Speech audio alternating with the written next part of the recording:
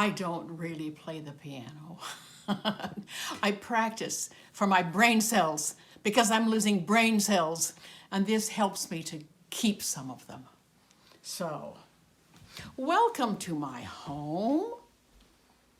Lovely to have you visiting me. Oh, in this room, the front room, I have a number of beautiful art pieces by my dear past friend, Trevor Southey. The portrait you see here is of my 4 children. I love it. And over here we see this beautiful bronze sculpture that Trevor did that he called Resurrection, and that my husband Gerald purchased.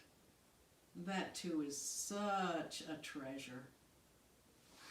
And another piece of Trevor's that you might be interested in is this illustration that was the cover of my first book of poetry called Beginnings. Trevor called that Embryo of a God. And that started everything. My career started right then in 1968 when Gerald insisted that we publish Beginnings. And this is the room where I love to just sit and read. And I want to show you 2 books. I just finished reading, uncharacteristically to my interests, the biography of General Douglas MacArthur. And my gosh, how I love this man. With his 5 years of reconstructing Japan and using, whether he knew it or not, using Jesus' principle to return good for evil, he created a miracle there. Just a miracle. I do love this man. And right now I am reading something more characteristic of moi, The Woman's Hour, The Great Fight to Win the Vote. And I hope you're all aware that in August, the 18th, is the 100th anniversary of women receiving the vote in the United States of America.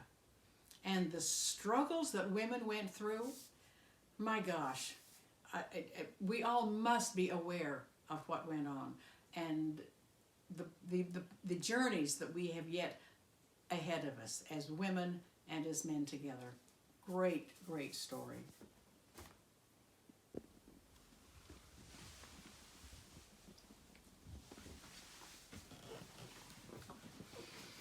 Oh, and here's a particularly fun photograph.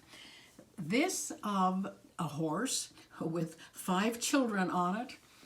These are me and my siblings. There's Marie, Carol Lynn, Warren, Donald, and David. Out in Gusher, Utah, where we had no electricity or running water for 2 years. Oh boy, what a time we had. Fun and harshness. And this is my office where I spend most of my available time. My desk, my computer, my little trinkets to help me through the day. If I feel especially sad, here's what I do. You know, here. Just to remind me that never mind, there's beauty and everything ends. Everything ends. So that helps me sometimes. And I want to show you a couple of things I hunted through my archives that you would particularly enjoy. First of all, ta-da, my Joan of Arc boots. These are the very boots that I wore when I played Joan of Arc on the BYU stage in 1962. And here is the script, the very one, The Lark by Jean Anouilh. See all the beautiful lines I got to say. This experience of playing Joan changed my life. Oh, and right over there is a photograph on the wall of me playing Joan. Look how cute I used to be.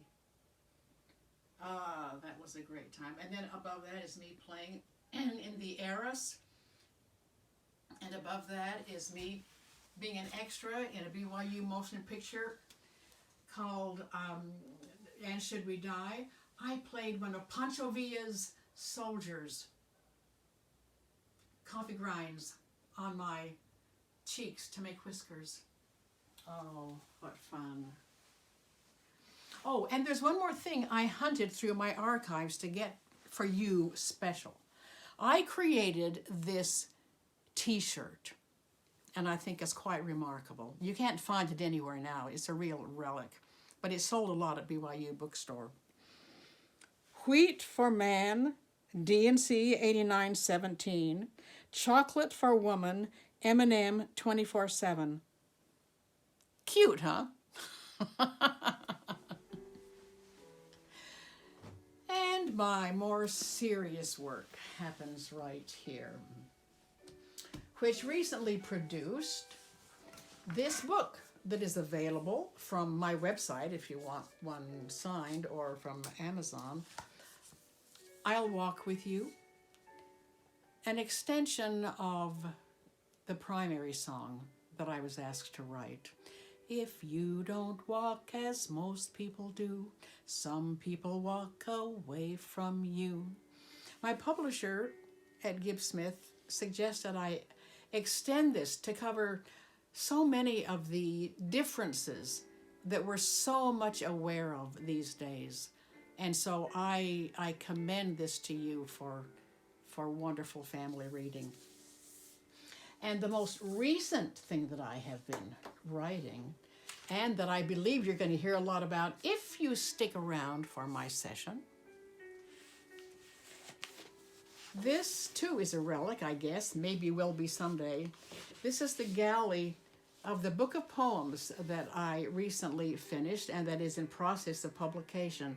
And it will be available mid-August. The title is Finding Mother God, Poems to Heal the World. And I am very, very excited about it. Those who know me understand that one of the major themes in my life is the importance of bringing back God the Mother so that we no longer live in a motherless house.